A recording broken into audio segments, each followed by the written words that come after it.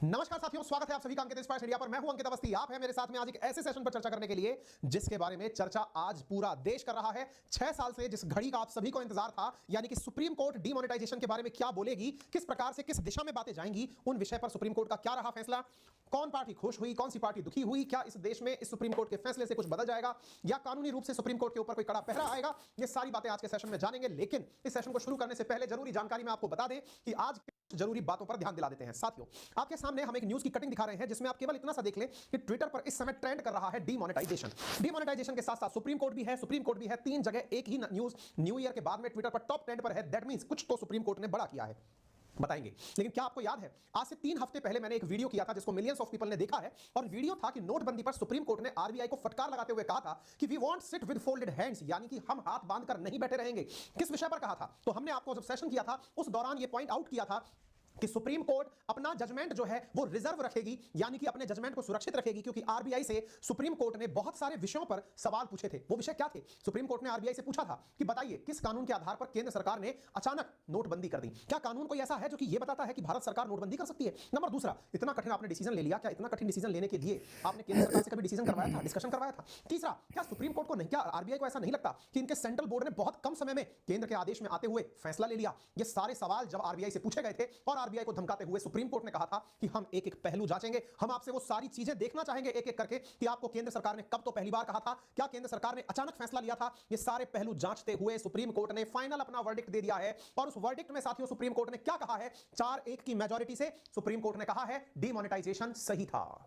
साथियों, जिस तरह से आप लोगों ने अभी इस बात को सुना, इसका संपूर्ण विश्लेषण करेंगे। सुप्रीम कोर्ट ने किस तरह से अपने आदेश में इस बात की पुष्टि की है, इसके बाद में पक्ष और विपक्ष एक दूसरे के ऊपर किस तरह से हमलावर हुआ है, केंद्र सरकार किस तरह से वर्तमान में जो अपोजिशन की भूमिका में कांग्रेस है उस पर क्या कटाक्ष कर रही है, और कांग्रेस किस प्रकार से अल्पमत के एक डिसीजन को अपना बता रही है, सारी बातों की आज के सेशन में चर्चा की जाएगी। आपके सामने प्रमुख अखबारों की कटिंग्स हैं जिसमें सुप्रीम कोर्ट का demonetisation verdict, what Justice BV Nagarathna said in dissent judgement, यानी केवल एक जज जो कि डीमोनेटाइजेशन के खिलाफ गए, उन्होंने क्या कहा, क्योंकि अल्टीमेटली सुप्रीम कोर्ट के इस जजमेंट में एक जज ने इस फैसले को मतलब डीमोनेटाइजेशन को गलत बताया, और उसी फैसले को वर्तमान में कांग्रेस किस प्रकार से प्रेजेंट कर रही है। आज के सेशन में तमाम बातों के बारे में चर्चा की जाएगी। लेकिन इन चर्चाओं से पहले जिस तरह से हम आपके सामने सारी चीजों का सही और गलत विश्लेषण करते हैं, एक ऐसा ही जानकारी आपके साथ और साझा करने जा रहे हैं। साथियों, हम आपके सामने चर्चा करने जा रहे हैं इसी सुप्रीम कोर्ट की, जिसने अगर आप कोई भी एक्ट जो आप अपनी स्किल से करते हैं तो उस चीज पर सुप्रीम कोर्ट का मानना है कि वो स्किल गेम कहलाते हैं। और इन्हीं स्किल्स गेम में आज मैं आगे बढ़ते हैं। तो क्या है पूरी कहानी, आइए अब मैं आपको विस्तार से लेकर चलता हूं। साथियों, आपके सामने ये जो पूरी कहानी के किरदार हैं, ये सुर्खियों से तो आपको दिख रहे हैं कि सुप्रीम कोर्ट ने 4-1 के अंदर ये कह दिया है कि मेजॉरिटी डिसीजन है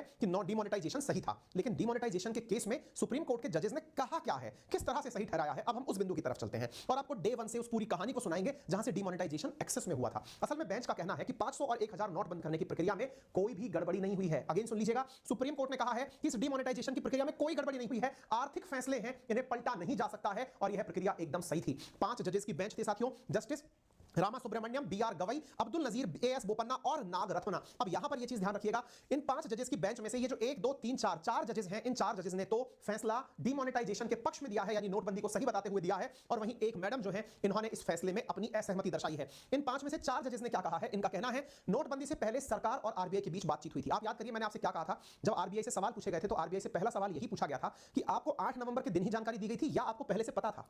आंसर था आरबीआई को 6 महीने से पहले पता था। आप इससे अंदाजा लगाइए, बहुत बार हमें ऐसा लगता है कि सरकारी फैसलों में सरकार खुद से फैसले ले लेती है, करने के बाद में किसी को इन्फॉर्म करती है। अंदाजा लगाइए, ऐसी स्थिति में सरकार ने आरबीआई को 6 महीने से पहले बताया हुआ था। हर प्रक्रिया ऑन पेपर पूरी हो रही थी और उसके बावजूद भी दुनिया को कानों कान खबर नहीं लगी। यह अपने आप में एक बहुत बड़ा मतलब निर्णय था जो सुप्रीम कोर्ट ने अपनी बात में कही है, यानी कि सरकार और आरबीआई के बीच में पहले से बातचीत चल रही थी। नोटबंदी सरकार का कोई भी मनमाना फैसला नहीं है। अचानक 8 नवंबर को जब हुआ 2016 में तो लगा कि ये तो अचानक आ गया है, लेकिन आरबीआई सुप्रीम कोर्ट का कहना है ऐसा कुछ नहीं है, हम सारे डॉक्यूमेंट्स देख चुके हैं। यानी कि आरबीआई के द्वारा और सरकार के द्वारा जो हलफनामे पेश किए गए उसमें वो सारी बातें सुप्रीम कोर्ट के सामने खोल कर रखी गई कि श्रीमान हमारे सामने सारे डेटा उपलब्ध हैं। सुप्रीम कोर्ट ने बोला कि सरकार की नीति और नियत ठीक है। सुप्रीम कोर्ट की संवैधानिक पीठ ने नोटबंदी को सही ठहराते हुए कहा कि नीति और नियत एकदम सही थी। इसके साथ साथ केंद्र सरकार ने आरबीआई से मशवरा भी किया था, लिहाजा नोटबंदी पर सवाल उठाने वाली सभी याचिकाएं खारिज की जाती हैं।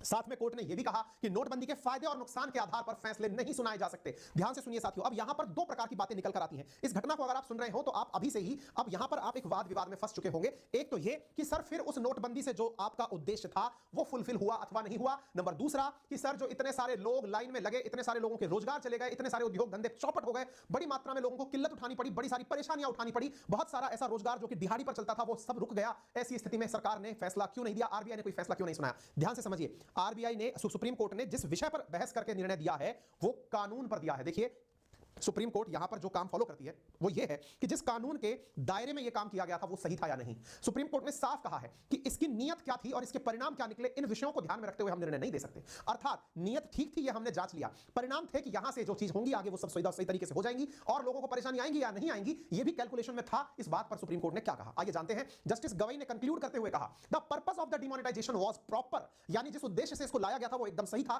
There was a reasonable nexus between the objectives of clamping down on black money, terror funding, counterfeiting on the act of demonetisation, यानी कि इस प्रकार के कार्य को करने से पहले बहुत अच्छे से सरकार ने यह विचार किया था कि इसके करने से क्या-क्या होगा। द एक्शन ऑफ डिमोनेटाइजेशन और time given for the currency exchange were not hit by the doctrine of proportionality, यानी ऐसा नहीं हो सकता या हम ऐसा नहीं कह सकते कि लोगों को मौका नहीं दिया गया नोट बदलने का। यहां पर आंसर देते समय कहा है कि लोगों को नोट बदलने के लिए प्रॉपर 52 दिन का समय दिया गया था, लेकिन 1978 में जब यह फैसला एक बार नोटबंदी का पहले हुआ था तब केवल कुछ ही दिन दिए गए थे लोगों को अपने नोट बदलने के लिए, केवल 3 दिन का वक्त दिया गया था। यदि कोई यह कहता है कि इस बार वक्त नहीं दिया गया तो वो बात गलत है। द मेजॉरिटी जजमेंट ने कहा है कि RBI did not have any independent power to extend the time period, RBI के पास ऐसा करने का कोई इंडिपेंडेंट पीरियड टाइम नहीं है, लेकिन सरकार की मदद से यह काम सक्सेसफुली हो पाया, ऐसा कहा है। अब मैं आपको यहां पर एक तथ्यात्मक जानकारी अतिरिक्त रूप से दे देता हूं। 1978 में भी देश के अंदर नोटबंदी हुई थी, 1000 और उससे ऊपर के जो नोट थे उनके ऊपर पाबंदी लगा दी गई थी। साथियों देश में नोटबंदी का इतिहास पहले भी हुआ है। 1946 में जब अंग्रेजी हुकूमत हुआ करती थी तब 12 जनवरी 1946 को वायसराय गवर्नर जनरल जो वेवेल थे उन्होंने उच्च मूल्य के जो नोट थे उनके ऊपर पाबंदी लगा दी थी। ऐसे ही 1978 में जब जनता पार्टी के नेतृत्व में सरकार हुआ करती थी, जिस समय मनमोहन सिंह जी वित्त सचिव हुआ करते थे, उस समय पर साथियों दूसरी बार नोटबंदी हुई थी 16 जनवरी 1978 को। सुप्रीम कोर्ट ने इसका भी रेफरेंस लेते हुए कहा है कि उस समय केवल 3 ही दिन का वक्त दिया गया था, लेकिन जो 2016 की नोटबंदी हुई उसमें पूरा 52 दिन का लोगों को समय दिया गया। इस आधार पर सरकार की नीयत पर प्रश्न नहीं उठाया जा सकता। यहां पर जो एक जज बच गई जिनका नाम था बीवी नागरत्ना, उन्होंने कहा कि हम बेंच के निर्णय से सहमत नहीं है। चूंकि निर्णय बहुमत से लिया जाता है, 4 जजेस ने जो कहा वो ठीक है, लेकिन मैं इस बात से सहमत नहीं हूं और इन्होंने कहा कि यह बात किसी भी प्रकार से सही नहीं हो सकती, यानी इनके पॉइंट भी आपको सुनने चाहिए। साथियों जब भी कभी कोर्ट के फैसले आते हैं तो जो मेजॉरिटी वर्सेस जो दूसरा जज होता है जो कि अपनी राय रखता है लेकिन उसकी राय की वजह से निर्णय प्रभावित नहीं होते, उस जज की राय भी जानना जरूरी होता है। तो बीवी नागरत्ना ने क्या कहा आप वो भी जान लीजिए। इन जस्टिस ने कहा कि 8 नवंबर 2016 को केंद्र सरकार की तरफ से जो नोटबंदी की गई थी वो गैर कानूनी थी। अब यहां पर यह पॉइंट जानना बहुत जरूरी है, कानूनी और गैर कानूनी अर्थात होता क्या है। यहां पर जज का कहना है कि भाई साहब उस समय जिस कानून को ध्यान में रखते हुए नोटबंदी की जा रही थी ऐसा कोई कानून है ही नहीं। अब आप पूछेंगे ऐसा कौन सा कानून है जिसको रखते हुए बात की जा रही थी, तो साथियों आरबीआई का बना हुआ एक एक्ट है 1934 आरबीआई एक्ट, जिसकी धारा 26 क्लॉज 2, उसी के अंदर यह बात मेंशन्ड है कि किस प्रकार से डिमोनेटाइजेशन किया जा सकता है। तो आपका कहना है कि यह गैर कानूनी था, नंबर 1। दूसरी बात, रिकॉर्ड्स के अनुसार 98% का नोटों का एक्सचेंज पूरी तरह कंप्लीट हो गया। इसका मतलब यह हुआ कि नोटबंदी का मकसद पूरा नहीं हुआ। मकसद क्या था कि भाई जो ब्लैक मनी है वो वापस नहीं आएगी, आतंकवाद के अंदर पैसे का उपयोग हो रहा है, नकली नोट छप रहे हैं। जब 98% नोट वापस आ गए इसका मतलब उद्देश्य पूरा नहीं हुआ।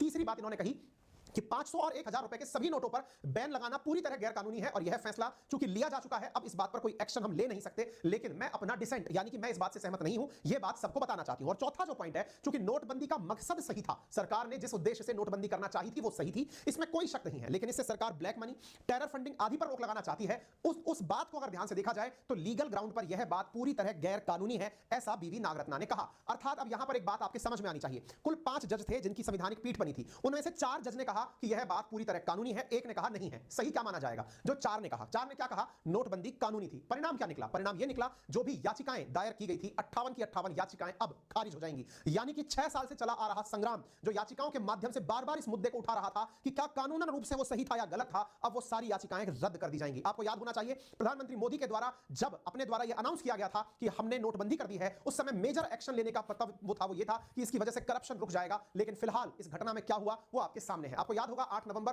रात 12 बजे का वो समय 2016 में जब 500 और 1000 के रुपए के नोटों को पूरी तरह बंद करने का ऐलान किया गया था, जिसके 5 बड़े मकसद बताए गए थे। काले धन पर रोक लगाना, दूसरा देश को कैशलेस बनाना, नकली नोटों को खत्म करना, बड़े नोटों को कम करना ताकि काला धन जमा ना हो, और आतंकियों और नक्सलियों की कमर तोड़ना। हालांकि इन उद्देश्यों में जो अन्य निहित उद्देश्य थे जिनकी घोषणा नहीं थी, वो था इकोनॉमी को डिजिटल बनाना, जो कि साइड प्रोडक्ट के रूप में अपने आप हो गई। यानी कि लोगों ने ऑटोमेटिक और उपलब्ध संसाधन उपयोग करने शुरू कर दिए, और डिजिटल इकोनॉमी बनते समय लोगों के द्वारा पेटीएम, गूगल पे, फोन पे जैसी चीजें उपयोग में ली गई और भीम जैसा यूपीआई ऐप बनकर के तैयार हो गया। साथियों, अगर आप सबको इस बात की घटना सिलसिलेवार तरीके से बताई जाए तो एक बार के लिए जरा ध्यान दीजिए।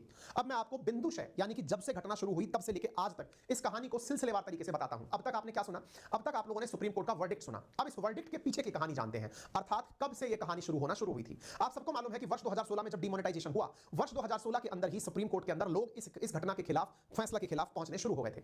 2016 के अंदर विवेक शर्मा ने एक याचिका दायर की जिसमें इस फैसले को चुनौती दी गई। 57 और याचिकाएं ऐसी ही दायर की गई थी। 16 दिसंबर, देखिए 9 नवंबर की घटना थी, लेकिन 16 दिसंबर 2016 को ही यह केस सुप्रीम कोर्ट के द्वारा संविधान पीठ यानी कि 3 जजेस से बड़ी बेंच को सौंप दिया गया। और यह गठन लेकिन हो नहीं सका। इसके पीछे का कारण क्या था कि उस समय चीफ जस्टिस हुआ करते थे टीएस ठाकुर। टीएस ठाकुर 15 नवंबर 2016 को ही इस फैसले की तारीफ कर चुके थे, यानी बहुत प्रीमेच्योरली उन्होंने 7 दिन के अंदर ही यह कहा था कि यह बहुत अच्छा फैसला हो रहा है। अब उनकी वो निजी राय थी, लेकिन उसका प्रभाव यह पड़ा कि संवैधानिक पीठ गठित ना हो पाई। सुप्रीम कोर्ट में याचिकाकर्ताओं के वकीलों ने सरकार की नोटबंदी के खिलाफ कई बार याचिकाएं दायर की। लंबे समय तक यह काम चलता रहा, अलग अलग हाईकोर्ट्स में यह मसला उठता रहा। पी चिदंबरम साहब, जो कि पहले यूपीए गवर्नमेंट के अंदर वित्त मंत्री रह चुके हैं, पूर्व में ये आरबीआई के गवर्नर रह चुके हैं, ये इस पूरी घटना को लेकर के एक बार पूरी तरह से लोगों में मतलब ये माहौल क्रिएट करने में कामयाब होना शुरू हुए कि ये पूरे देश के साथ किया गया एक बहुत बड़ा घोटाला है। कैशलेस इकोनॉमी बता करके लोगों के नोट को खत्म करना यह एक स्कैम है। पी चिदंबरम साहब ने जनता से वर्ष 2016 में इस तरह की बातें कहना शुरू हुआ। तो ऐसी स्थिति में नोटबंदी के इन पूरे 6 सालों में कांग्रेस या उनके साथी विपक्षी दल जो हैं, उन्होंने केंद्र सरकार के खिलाफ दुनिया भर में, देश भर में जो बात रखने का प्रयास किया वो नोटबंदी को एक बहुत बड़ा घोटाला बताने का था। तभी यह मुद्दा सुप्रीम कोर्ट के अंदर पहुंचा। सुप्रीम कोर्ट ने 16 दिसंबर 2016 को यह केस संवैधानिक पीठ को सौंप दिया। बेंच का गठन तब तो नहीं हो पाया, लेकिन फिर दिसंबर 2022 में इस घटना पर एक संवैधानिक बेंच का गठन होता है। सुप्रीम कोर्ट ने उस बेंच के माध्यम से आरबीआई से कहा कि आप अपने द्वारा डिमोनेटाइजेशन का एफिडेविट हमें सबमिट करें। यह घटना निकल कर आती है वर्ष 2022 में। हमने इस पर भी सेशन किया। 13 अक्टूबर को हमने सेशन किया जिसमें हमने आपसे कहा कि नोटबंदी पर केंद्र और आरबीआई को सुप्रीम कोर्ट का नोटिस भेजा गया, जिसमें यह कहा गया कि 500 और 1000 के नोट किस कानून के तहत बंद किए गए, आप हमें यह जानकारी दें। इस जानकारी के लिए सुप्रीम कोर्ट में आरबीआई पहुंचता है और अपनी बातें रखता है। यहां पर यह बात निकल कर आती है कि सर, हमने यह सारा काम आरबीआई एक्ट 1934 की धारा 26 क्लॉज 2 के तहत यह सारा काम किया, लेकिन बस तभी से मामला उलझता चला गया। उलझता इसलिए चला गया क्योंकि 26(2) जिसके तहत यह बात की गई थी, उसमें असल में यह मेंशन है कि अगर केंद्र चाहे तो एक खास सीरीज के नोट पर पाबंदी लगा सकती है। अब यह क्या कहानी है, थोड़ा सा मैं आपको यह भी बता देता हूं। साथियों, असल में कहानी कुछ यूं है।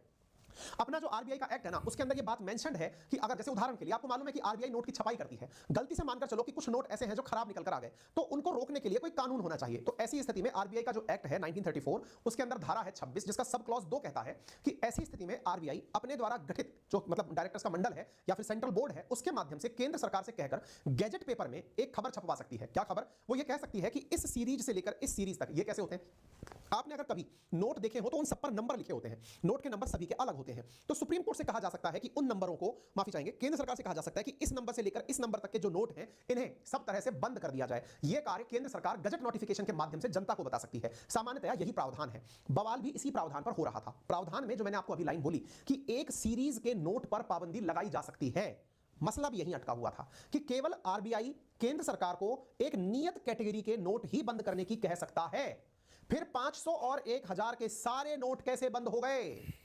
यानी कि कहना तो केवल एनी ऑफ देम था, लेकिन ये तो मैनी वाला केस हो गया। ये तो सारा ही नोट बंद कर दिया। दोबारा समझना, एक्ट कहता है, एक्ट क्या कहता है? कुछ नोट पर पाबंदी हो सकती है, लेकिन आपने तो आरबीआई केंद्र सरकार को अपने डायरेक्टर्स के द्वारा यह कहलवा दिया कि सारे नोट बंद कर दो। यह कानून कहां लिखा हुआ है? इस बात पर आज सुप्रीम कोर्ट ने अपने द्वारा क्लैरिटी देते हुए क्या कहा है, अब वो जान लीजिए। सुप्रीम कोर्ट ने कहा है कि इसी आरबीआई एक्ट के सेक्शन 26 की जिसकी बात की जा रही है, उसका उपयोग सभी नोट को रद्द करने में किया जा सकता है। यानी इस धारा की व्याख्या सुप्रीम कोर्ट ने एक उच्च लेवल पर कर दी है और कहा है under section 26 of RBI act can be used to demonetise bank note. यानी इसमें यह धारणा नहीं है कि केवल कोई भी नोट का जो प्रतिबंध है वो नहीं है, इसका उपयोग पूरी तरह से विस्तृत आधार पर किया जा सकता है। सुप्रीम कोर्ट ने कहा कि याचिकाकर्ताओं का यह कहना कि किसी मूल्य वर्ग के सभी सीरीज का विमुद्रीकरण नहीं किया जा सकता, क्योंकि आरबीआई अधिनियम की धारा 26 में किसी का भी उल्लेख है, सभी का नहीं। कोर्ट ने महत्वपूर्ण नोट में लिखा है कि निर्णय लेने की प्रक्रिया केवल इसलिए गलत नहीं ठहराई जा सकती क्योंकि यह प्रस्ताव केंद्र सरकार की तरफ से लाया गया था। केंद्र सरकार को आरबीआई से चर्चा के बाद फैसला लेने का अधिकार है। न्यायमूर्तियों ने कहा कि आरबीआई और केंद्र सरकार के बीच में कुल 6 महीने तक चर्चा चली है। सुप्रीम कोर्ट ने अपना फैसला लेते समय कहा कि जो भी प्रक्रिया अपनाई गई उसमें कोई भी कमी नहीं थी, इसलिए फैसले को रद्द करने का कोई जरूरत नहीं है। और चूंकि यहां पर बड़ा सवाल यह है कि क्या लोगों को समय दिया गया था अथवा नहीं, कोर्ट ने कहा कि लोगों को नोट चेंज करने के लिए प्रॉपर 52 डेज का समय दिया गया था, तो यह किसी भी आधार पर हमें नहीं लगता कि कहीं से भी यह गलत था।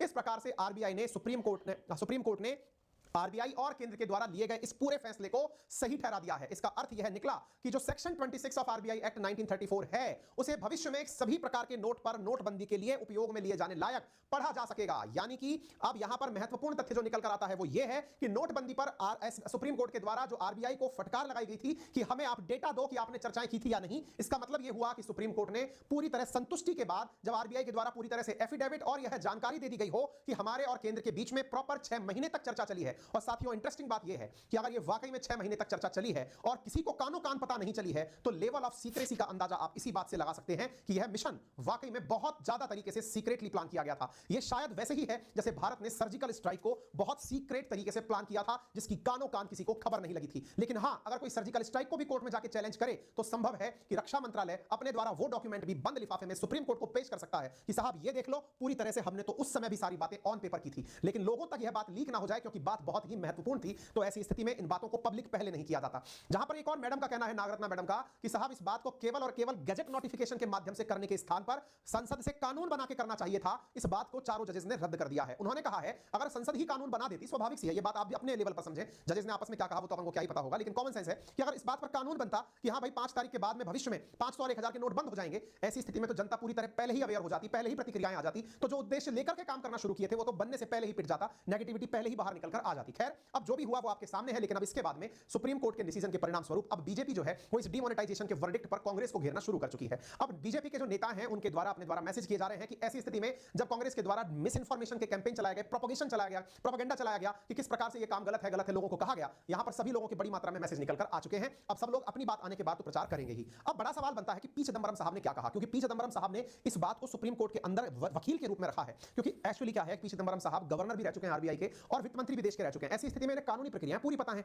तो इन्होंने इस वर्डिक्ट पर क्या कहा, तो इन्होंने कहा कि ऐसी स्थिति में हम इस पूरे फैसले का स्वागत तो करते हैं कि हाँ भाई ठीक है, लेकिन इस स्थिति में यह भी हम कहना चाहेंगे कि जो नागरत्ना मैडम ने बात बोली है असल में बात वही सही है। अर्थात जो एक जज ने बात बोली कि यह बात पूरी तरह गैर कानूनी है, हम उस बात को मानते हैं। We are happy that the minority judgement, यानी कि वो जो मैडम ने बात बोली है, has emphasised the importance role of parliament in democracy. क्यों? क्योंकि डेमोक्रेसी का यहां पर रोल दिया गया है। डेमोक्रेसी का रोल क्या है? असल में पार्लियामेंट की बात मैडम ने बोली थी ना कि केवल गैजेट नोटिफिकेशन के माध्यम से नोट रद्द नहीं करने चाहिए थे, बल्कि कानून बनाकर करने चाहिए थे। तो इन्होंने कहा है कि देखा, मैडम ने भी कहा है कि कानून बना के करना चाहिए था, और ये बात शायद आप भी कन्विंस इस बात से थोड़े कम हो, पर ठीक है, सर ने बोला है तो मान लेते हैं। We hope that in future an unbridled executive will not thrust distrust of decision of parliament and the people. इनका कहना है कि भविष्य में कभी ऐसा ना हो कि एग्जीक्यूटिव ऑर्डर के माध्यम से, एग्जीक्यूटिव का मतलब है केंद्र सरकार के अंदर कैबिनेट और प्रधानमंत्री के निर्णय से पार्लियामेंट को बाईपास करने का प्रयास ना किया जाए, ऐसा इन्होंने मांग की है। लेकिन अब साहब अपने अपने लेवल पर प्रतिक्रियाएं आने लगी हैं। कांग्रेस ने इस फैसले के बाद जो आंसर लिखा, आपको वो भी जान लेना चाहिए। कांग्रेस ने अपने द्वारा अपने स्टेटमेंट्स पर जो लिखा है वो क्या है, इधर सुनिएगा। पहले कपिल सिब्बल जी जो कि एक बहुत ही जाने माने वकील हैं, उनकी बात जान लीजिए। उन्होंने कहा है डिमोनेटाइजेशन वैलिड, ये तो सुप्रीम कोर्ट का फैसला आ गया, can be lawfully repeated, remember the tragic scene, the long queue, यानी कि याद करिए वो लंबी कतारें, वो लोगों के द्वारा बहुत सारी हार्ट ब्रेकिंग कंसिक्वेंसेस, जो परिणाम जो इसके हार्ट ब्रेकिंग निकले थे, लोगों को बहुत बुरी तरह परेशानी हुई थी, उन सबको याद करिए। और केवल इस आधार पर, देखिए दोबारा सुनिएगा, I guess the court only concern with the law not with the consequences. मैं मानता हूं कि कोर्ट जो है ना वो केवल और केवल शायद कानून के साथ चलना चाहती है, परिणाम के साथ नहीं। सर, ये आपसे ज्यादा कौन जान सकता है? हम तो आपके सामने बच्चे हैं कपिल सिब्बल साहब, आप खुद जानते हैं कोर्ट केवल लॉ से ही गवर्न होती है। यही आप लोगों ने, क्योंकि इसीलिए सुप्रीम कोर्ट को कहा जाता है कि ये पैराडाइज है, लॉयर्स का पैराडाइज है। Indian constitution is paradise of, स्वर्ग है साहब ये लॉयर्स का। आपने अगर ये बात पहले समझी होती तो शायद इस बात में भावनाओं का भी वैल्यू डलवाए होते। कारण ये है ना साहब, आप जब ये बात बोलते हैं I guess the court only concern with the law not with the consequences, ये आपसे ज्यादा वाकई में कौन जान सकता है? आपने इतना लंबा वकालत का जो अनुभव लिया है, यही आपको अब लिखना भी चाहिए। आप इसे मतलब व्यंग में उपयोग ना लें। इसी प्रकार से जयराम रमेश जी ने भी अपना स्टेटमेंट लिखते हुए कहा है और कहा है, देखिए यहां पर जो कांग्रेस अपना स्टेटमेंट दे रही है, हमारा प्रयास क्या है ना कि हम आपको सभी पक्ष और विपक्ष बताएं। जब मैंने 4 जजेस की बात बताई तो एक जज की बात भी बताई, जब मैंने बीजेपी की बात बताई तो मैं आपको अपोजिशन की बात भी बता रहा हूं, ताकि आपको अपनी राय बनाने में स्वतंत्रता फील हो। यहां पर क्या है, the supreme court has only pronounce, ये लेटर सब जगह पोस्ट किया गया है, सुप्रीम कोर्ट ने केवल सेक्शन 26 ऑफ आरबीआई एक्ट 1934 की उस धारा को सही माना है। यानी सुप्रीम कोर्ट का वर्तमान में जो निर्णय है वो केवल एक धारा पर दिया गया निर्णय है, इस बात पर नहीं है कि डिमोनेटाइजेशन की वजह से जो देश में डिजास्टर बनता था, ग्रोथ का मोमेंटम टूट गया था, एमएसएमई उद्योगों को नुकसान हुआ था, इन्फॉर्मल सेक्टर पूरी तरह बर्बाद हुआ था, इस विषय के ऊपर कोई भी इनका तर्क नहीं है। अर्थात हर जगह यही बात कही जा रही है कि यहां पर फैसला केवल एक कानून के अंदर लिखी पंक्ति पर दिया गया है, उसके अलावा कुछ भी नहीं किया गया है। The verdict has nothing to say whether the stated objective of demonetisation were met और नॉट, यानी कि इस पूरे डिसीजन में इस बात का कोई महत्व नहीं रखा गया है कि जिस उद्देश्य की वजह से डिमोनेटाइजेशन किया गया था वो सही हुआ या नहीं। सच्चाई है सुप्रीम कोर्ट ने अपने फैसले में उस बात को बिल्कुल जिक्र में नहीं लिया जिसमें यह लिया जा सकता था कि क्या वाकई में आपके उद्देश्य जो थे उनकी पूर्ति हुई, यह फैसले के अंदर कहीं भी नहीं लिया गया है। लेकिन चूंकि नोटबंदी सही या गलत इस बात पर निर्णय लेना था तो उसके लिए तो केवल कानून को ही उपयोगी ठहराया जा सकता था। साथियों नेक्स्ट पॉइंट है, the verdict has nothing to say whether the objective, ये मैंने बता दिया, the majority supreme court verdict deals with the limited issue on the process of decision making not with the outcomes, यानी कि जो पूरा निर्णय लिया गया है वो केवल प्रक्रिया के ऊपर लिया गया है, परिणाम के ऊपर नहीं लिया गया है। यानी कि एक प्रकार से सुप्रीम कोर्ट के निर्णय पर यहां पर कांग्रेस का जो स्टेटमेंट है वो कहता है कि यहां से पहले यह देखना चाहिए था कि इनका नियत क्या था, परिणाम क्या था, रादर देन प्रक्रिया देखने के। खैर 58 याचिकाएं थी, इतने दिनों से पी चिदंबरम साहब अपनी बातें रख रहे थे, तब बातें रखी थी, हमने उस पर भी सेशन किए थे, उसमें भी आप केवल प्रक्रिया पर ही सवाल उठा रहे थे। लेकिन जब आपके खिलाफ निर्णय चला गया है तो आप प्रक्रिया छोड़ करके, आप प्रोसेस की बात कर, आप प्रक्रिया छोड़ करके कंसीक्वेंसेस और आउटकम की बात करते हैं। खैर शायद यही राजनीति है, राजनीति में सब किसी को अपने बात रखने का पूर्ण मौका प्राप्त होता है। बाकी मर्जी आपकी है, हमारा उद्देश्य आप तक जानकारी पहुंचाना था। और बाकी जो अभी हमने आपसे कहा कि यदि आपको